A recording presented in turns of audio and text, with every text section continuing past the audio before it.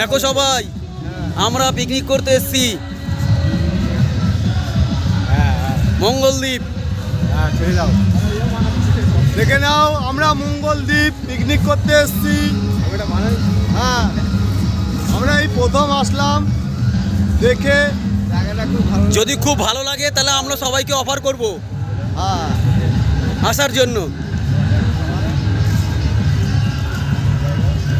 নির্ঝুম জায়গা, কোনো আপত্তি নেই এখানে পিকনিক করার। জঙ্গল জায়গা, এখানে দেখতে পাচ্ছি বাঘ ভাল্লুক, সিংহ, বগ অনেক কিছুই আছে। এখানে সব আছে, পশু পাখি আছে, ময়ূর আছে, হরিণ আছে। আব্বা এই দেখো কোথায় যাবে?